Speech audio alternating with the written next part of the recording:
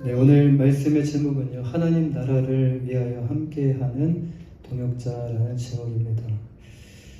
우리 옆에 계신 분들과 이렇게 한번 인사하겠습니다. 하나님 나라를 위하여 함께합시다. 네, 하나님 나라를 위하여 함께합시다. 청소년기가 지나고 또 성인이 되어서 이제 예전에는 이렇게 고등학교를 졸업하면 취업을 하게 되었는데 요즘은 이렇게 대학을 갑니다. 그래서 대학을 졸업하게 되면 이제 직장에 취업을 위하여 열심히 공부하며 준비합니다. 대학만 졸업해서 끝날 일이 아니에요. 그리고 또 직장 취업 준비를 해야 되고, 취업 준비생들은 취준생이라고 그러죠. 근데 또 직장에 취업이 되기 전까지는 혼자 열심히 분투하며 노력하는 시간들이 필요합니다. 취업에 이제 합격해서 이제 드디어 회사에 입사를 했어요. 기쁘죠. 행복하죠. 그 합격했다는 그 소식을 들었을 때. 근데 그것도 잠시죠. 그 회사에 입사함과 동시에 모든 힘든 과정이 다 끝나면 얼마나 좋겠습니까? 근데 회사에 입사했다고 해서 모든 것이 다 끝나는 것이 아니라는 것이 현실입니다. 새로운 관문이 또 준비되어 있어요. 그 관문은 나를 반갑게 맞이해주죠. 나는 힘든데 뭐라고 합니까? 딱 한마디 해줍니다. 그래도 정말 예의 있게 딱 한마디 해줘요. 수고하셨습니다. 그런데 이번 관문은 또 무엇입니다. 라고 다음의 관문을 설명해 줘요. 여러분 게임 같지 않습니까? 그 회사에 들어가면요, 나와 같이 취업을 위해 열심히 준비하며 취업을 위한 모든 과정을 통과했던 사람, 패스했던 사람들이 많이 있습니다. 나만 그런 것이 아니에요. 그 회사에 많은 사람들이 있어요. 그 안에서 우리는 사람들과 함께 이제 새로운 경험을 쌓게 되는데, 이제 회사를 위해 나는 무엇을 해야 하는가? 회사를 위해 들어왔기 때문에 이제 회사를 위해 나는 무엇을 해야 하는가? 또 함께하는 사람들과 협력하여 또 회사가 추구하는 비전이 있죠. 그리고 회사가 추구하는 그 가치를 위해 혼자 달려가는 것이 아니라 이제 함께 달려가야 됩니다. 여기서 필요한 것은요, 우리 개인이 가지고 있는 실력도 굉장히 중요합니다. 실력을 보기 위해서 개인적으로 실력을 보기 위해서 먼저 그것을 테스트를 한 거죠. 그런데 이제 그 개인이 가지고 있는 실력도 중요하지만 우리 개인의 실력을 모아서 이제 어떻게 조화를 이루며 그 회사 안에 있는 그 비전과 가치, 그걸 통해서 이제 함께 성과를 낼 수 있는 무엇이 중요하냐면 이 팀플레이가 중요합니다. 이 팀워크라고 그러죠. 팀워크 잘 맞으면, 팀워크가 잘 맞으면 어떻게 되죠? 그 팀은 좋은 성과를 맺게 될 것이에요. 회사마다 팀이 있죠. 근데 회사마다 팀이 있고, 어떤 팀은 성과를 못 내는 팀이 있고, 어떤 팀은 또 성과를 잘 내는 팀이 있어요.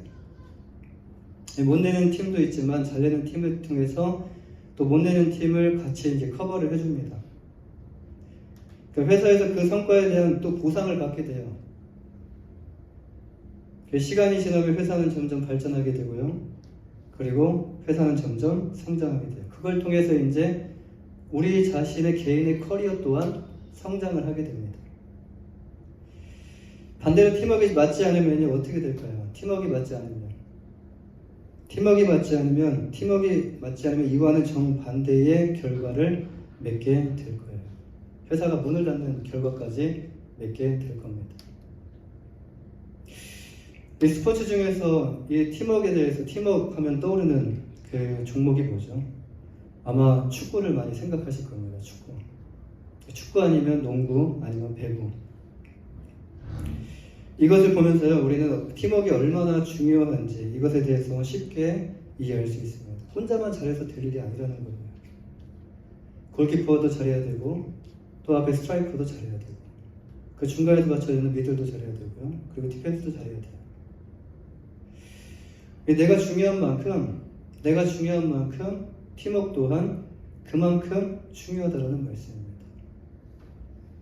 오늘날 이 사회를 살아갈 때에도 우리가 함께 할 수 있는 동역자가 있다는 것, 우리가 함께 할 수 있는, 일할 수 있는, 기쁨으로 함께 직장에서 일할 수 있는, 시간 가는 줄 모르고 막 일할 수 있는 동료가 있다는 것은 정말 그것은요, 축복 중에 축복입니다.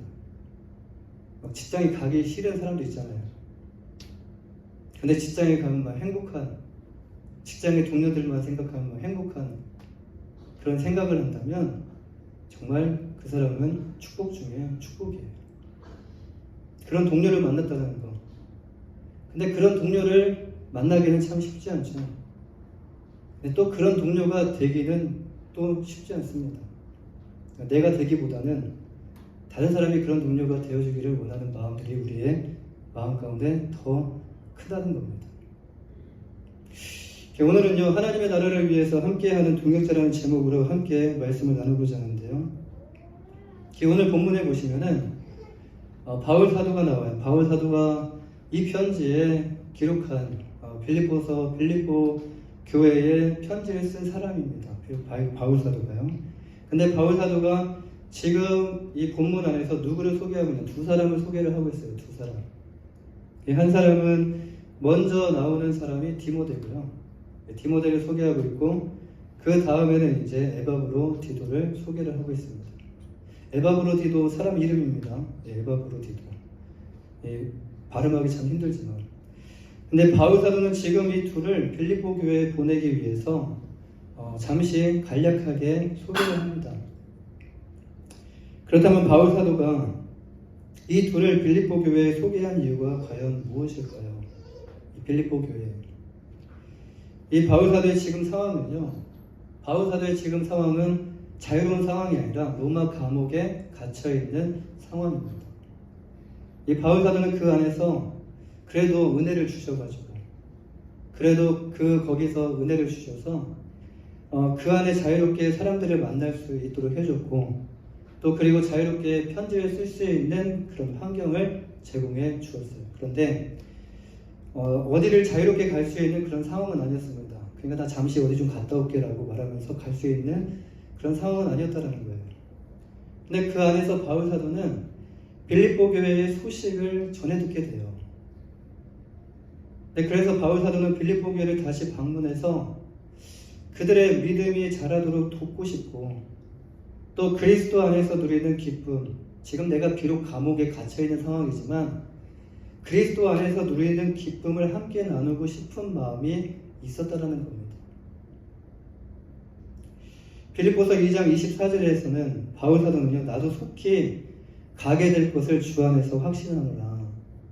지금 내가 디모데와 지금 에바브로디도를 지금 보내지만 나도 그 이후에 속히 가게 될 것을 주 안에서 확신하노라라고 편지를 써요. 이를 통해서 우리는 빌립보 교회를 향한 지금 이 바울 사도의 마음이 어땠는지를 알 수 있습니다. 가고 싶은데 가지 못합니다. 그러면 어떤 마음이 들죠? 막 불안하죠. 가야 되는데 이런 마음이 있겠죠. 근데 바울 사도의 마음이 지금 그런 마음이었다는 거예요. 이와 같이 지금 바울 사도의 마음은 원이지만 몸이 지금 감옥에 묶여있는 상태이기 때문에 바울 사도가 지금 빌립보 교회의 디모데를 소개하고 있고 에바브로디도를 소개하는 이유가 바로 여기에 있습니다. 이 바울 사도가 볼 때 디모데와 에바브로디도는 교회의 상황을 돌보고 바울을 대신하며 신실하게 사역할 수 있는 동역자였기 때문이에요. 그렇다고 디모데가 지금 빌립보 교회를 전혀 모르는 건 아닙니다. 함께 그 바울 사도와 그 선교할 때 선교할 때 세웠던 교회가 그 빌립보 교회인데, 또 에바브로디도도 지금 빌립보 교회에서 왔잖아요. 그런데 뭐가 필요하냐? 지금 이 사람에 대한 뭔가 이렇게 추천성, 이 사람에 대한 뭔가 확실성. 그래서 바울이 소개를 하죠. 대신하여 신실하게 사역할 수 있는 동역자다. 지금 내가 보내는 이 두 사람이 나를 대신해서 사역할 수 있는 정말 믿음직한 동역자다라고 소개를 하는 거예요. 이 빌립보 교회는 지금 어떤 상황에 처해 있습니까? 지금 그 19절에 보시면 바울 사도가 뭐라고 말하냐면 너의 사정을 알므로라고 말을 해요. 근데 지금 빌립보 교회가 어떤 상황에 처해 있냐면 교회는 지금 상당한 어려움에 처해 있는 상황입니다. 교회 안에는요 지금 내부적 갈등이 생겼어요. 근데 그 갈등이 빌립보서 4장 2절 말씀에서 바울 사도가 두 사람의 이름을 거론합니다. 한 사람은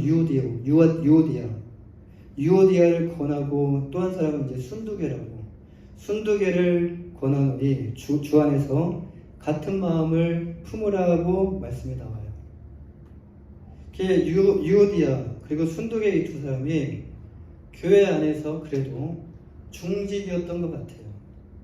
사람들이 많이 따랐던 사람. 근데 지금 이들에게 바울 사도가 주 안에서 같은 마음을 품으라라고 권면했는데 그럼 왜 이 권면을 그들에게 했을까요? 반대적인 상황이기 때문에 이 권면을 했겠죠.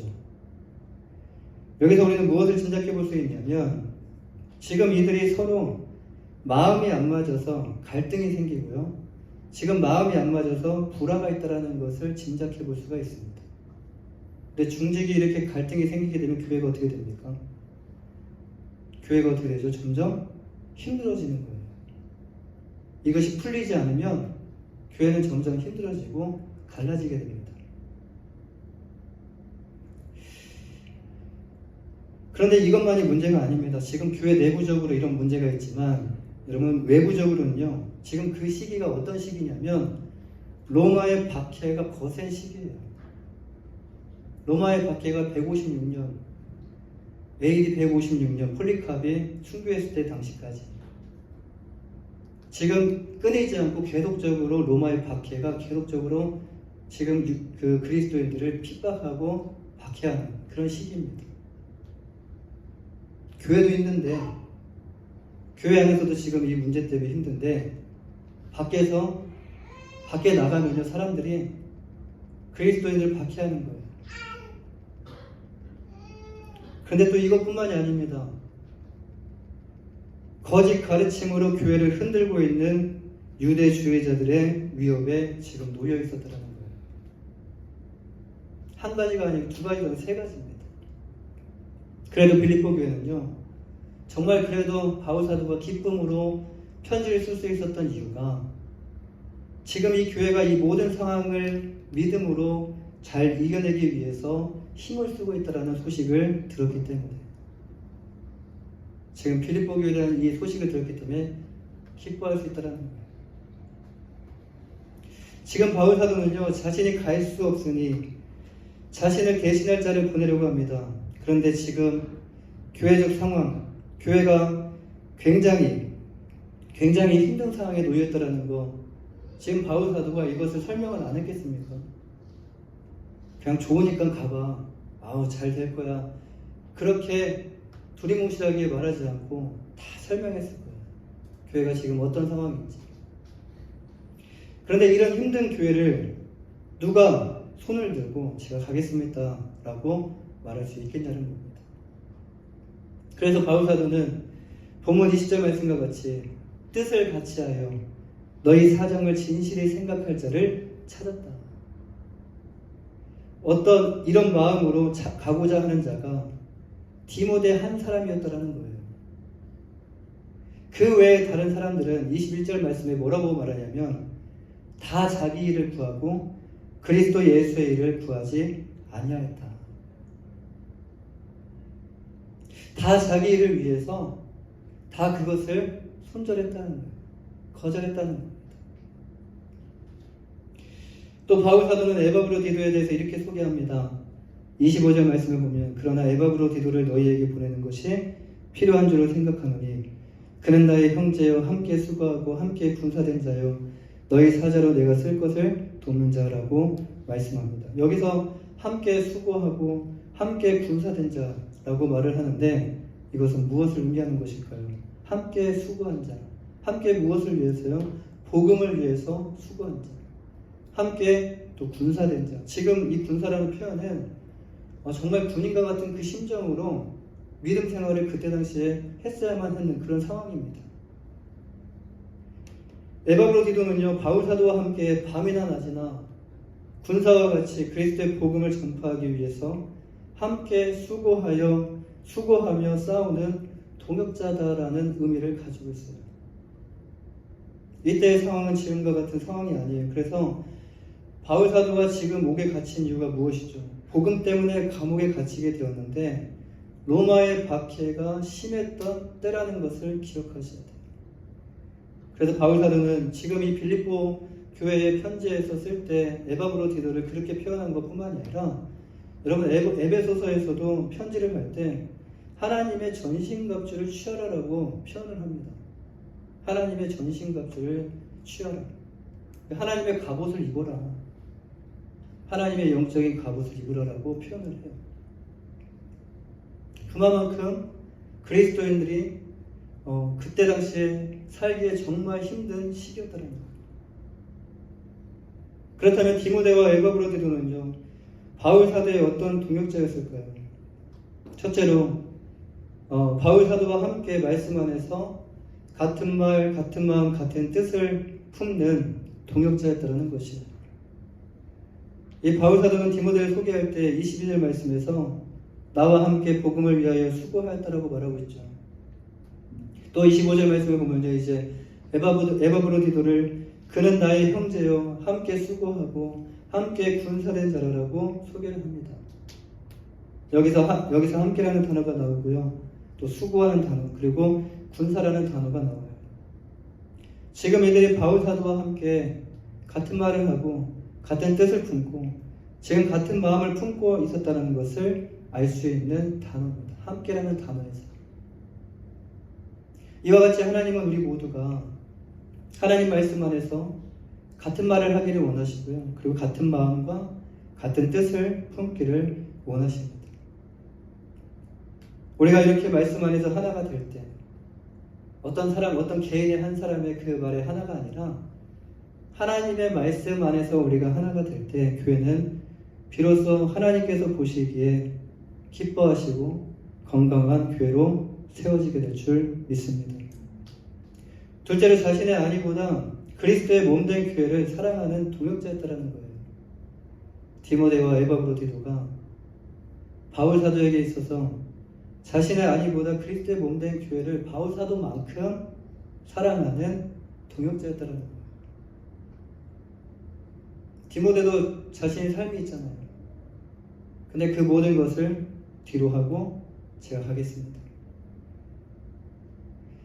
이 디모데와 에바브로디도는요, 자신들이 어떤 대단한 능력이 있어서 그거를 막 드러내고 나타나기 위해 그 교회에 가서 뭔가를 할 수 있다라는, 내가 세울 수 있어, 그런 마음으로 빌립보 교회로 가겠다라는 것이 아니었어요. 바울 사도와 같은 마음을 품고 있었기 때문에 갈 수 있었던 것입니다. 단지 교회를 사랑하는 마음, 단지 주님을 사랑하는 마음, 교회를 안타까워하는 마음, 교회를 사랑하는 마음이 가득했기 때문에 교회가 힘들어하고 있는 그것을 볼 때 마음이 너무 아픈 거예요. 마음이 너무 힘든 거예요. 교회를 사랑하는 마음이 가득했기 때문에 가고자 했던 것인데, 가면 분명히 뭐가 뒤따릅니까? 좋은 일이 뒤따릅니까? 명예가 뒤따릅니까? 영광이 뒤따릅니까? 그거에 대한 보상이 뒤따릅니까? 아니요. 가면 분명히 로마의 박해를 함께 받아야 돼요. 또 가면 분명히 교회 내부의 갈등이 함께 부딪혀야 돼요. 그 갈등의 중심에 서서 그거를 해결해야 돼요.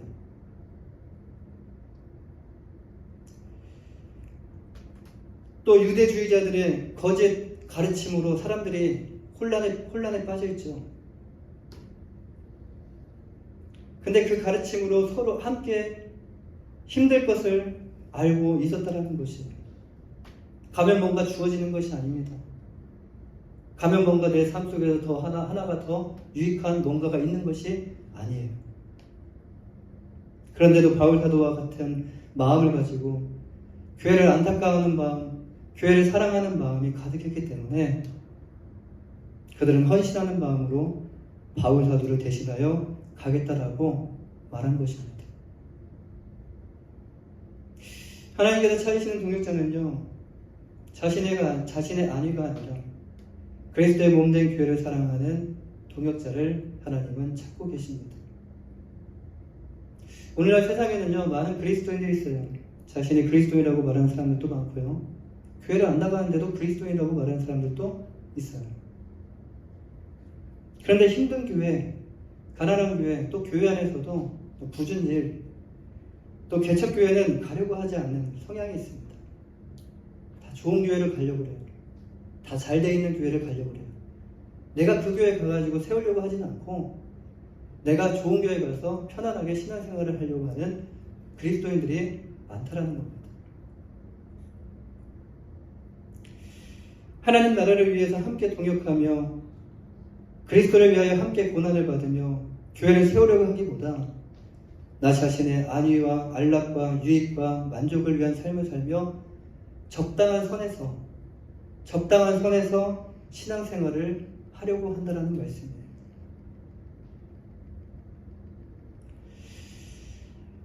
사랑하는 여러분, 성경은요, 우리에게 과거와 현재와 미래를 동시에 보여줍니다. 과거만 보여주시는 것이 아니라 그 안에 현재가 있고 그 안에 미래가 있어요. 그런데 많은 사람들은요, 성경 속에 있는 모든 이야기가 수천 년 전의 역사이기 때문에 2000년, 4500년, 5000년, 6000년 과거에 대한 이야기를 생각하는 경향이 참 많아요. 구약을 볼 때 참 과거에 대한 이야기라고 생각하고 읽는 분들이 참 많아요. 그렇기 때문에 성경 속에 있는 감추어진 그 많은 보화를 발견하지 못합니다. 그런데 성경은 세상에 있는 책과는 전혀 다른 책이에요. 히브리서 4장 12절 말씀을 보면 하나님의 말씀에 대해서 이렇게 표현을 해요. 말씀합니다. 하나님의 말씀은 살아있고 활력이 있다. 하나님의 말씀 그 당시만 살아있습니까? 하나님의 말씀은 그 당시만 활력이 있었습니까? 지금 이 히브리 기자가 썼던 그 당시에만 그 하나님의 말씀이 살아있고 그 하나님의 말씀이 활력이 있다라고 지금 말씀을 기록한 것일까요?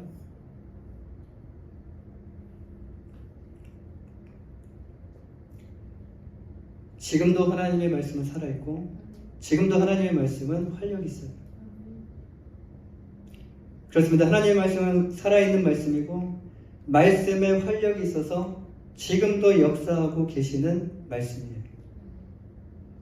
성경은 우리에게 역사 속에 묻힌 과거에 대한 그 이야기만을 제공하지 않아요. 하나님께서 이런 분이셨다라고 제공하지 않아요.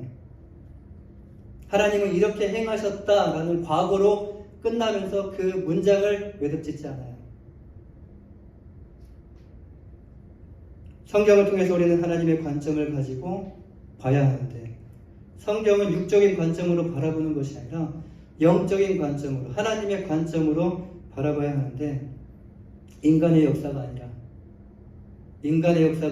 그 안에 인간의 역사도 포함되어 있지만 인간의 역사가 아니라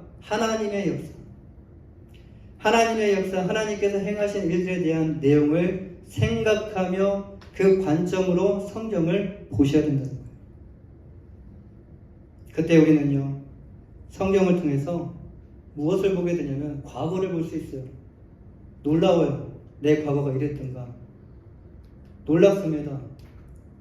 내가 잊어버리고 있었던 그 과거가 성경을 통해서 드러나게 돼요. 그리고 그 과거뿐만이 아니라 현재 우리가 서 있는 위치를 발견할 수 있습니다. 지금 우리가 어떤 위치에 있는지, 어떤 자리에 있는지, 어느 시대에 지금 우리가 살고 있는지를 볼 수가 있어요. 그리고 미래에 일어날 일들에 대해서 생각할 수 있으며 이것에 대해서 예측하고 준비할 수 있습니다.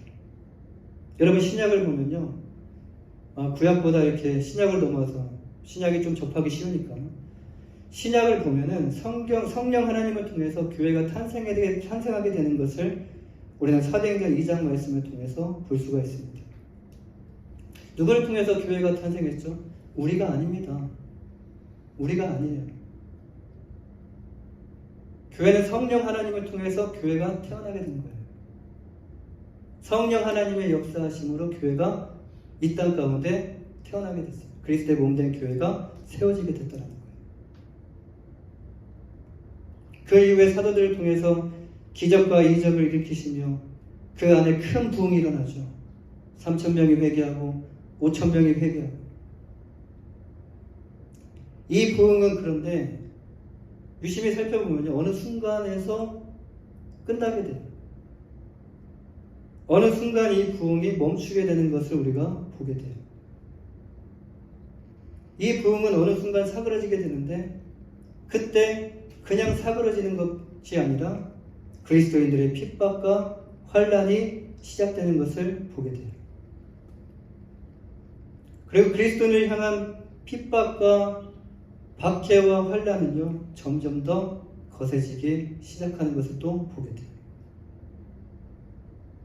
교회 안에 핍박과 환난이 절정에 이르게 되었을 때 하나님은 요한 사도를 통해서 장차 악인들에게 성도들에게 일어날 일들에 대한 말씀을 기록하게 하십니다. 위로를 주시면서 지금 이 환난이 끝이 아니다. 이 환난은 잠시 잠깐이다. 그리고 천국에 대한 소망, 그 메시지를, 천국의 그 환상을 보여주시면서 위로해 주십니다. 그리고 끝까지 싸워서 이기라라고 말씀하십니다. 세상의 관점이 아니라 하나님의 관점으로 성경을 읽어보면 여러분 요한계시록을 제외한 교회가 세워지고 교회가 부흥하고 교회가 부패와 타락하고 교회가 환난과 핍박과 유혹을 받는 이 모든 것은 여러분 지난 신약의 시대뿐만이 아니라 과거뿐만이 아니라 오늘날 이 시대에도 이것은 반복적으로 이루어지고 있다는 것을 볼 수 있게 됩니다.